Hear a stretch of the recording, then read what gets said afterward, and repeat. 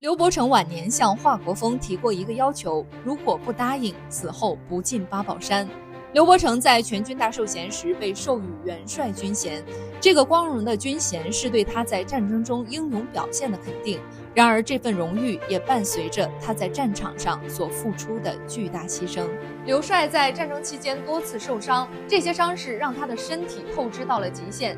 在晚年，刘伯承彻底离开中央，也是因为他的身体超出了负荷。在战争时期，刘伯承失去了一只眼睛，这是他为国家和人民付出的牺牲之一。到了1972年，他的另一只眼睛也出现了问题，使他在晚年生活中面临着更大的挑战。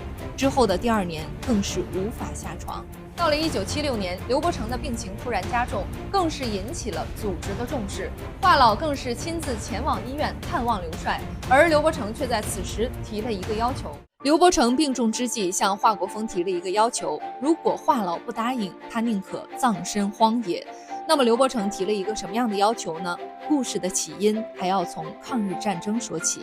在抗日战争爆发后，刘帅被任命为129师师长，而邓小平则担任政治委员，二人携手守卫太行山脉，成为了备受人称颂的刘邓大军，共同经历了长达14年的紧密合作。解放战争时，刘帅与邓小平共同指挥两野，极大地推动了全国解放战争的胜利进程。然而到了1950年，刘帅奉调南京，二人终于告别了彼此的携手奋斗。而后来因为时局动荡，邓公被安排到了一家拖拉机厂从事劳动工作，远离了中央舞台。此时的刘帅虽已身患重病，但他依然惦记着邓公，这几十年的情感牵挂无不让人动容。因此，当得知华老前来探访时，刘帅表达了希望在离世后由邓小平来帮他主持追悼会的愿望，否则他坚决不葬在八宝山。那么华老同意了刘伯承的请求吗？1977年，邓公回到中央主导工作开展，这也意味着华老同意了刘帅的请求，但刘伯承最后却并未葬在八宝山，这是为什么呢？随着时间的推移，刘帅的病情逐渐好转，1986年10月在北京医院逝世。邓公得知此事后十分悲痛，按照刘帅的遗愿为他主持了追悼会。在追悼会上，邓小平与妻子和孩子们一同前来送别刘帅，他的眼中充满了对曾经战友的怀念。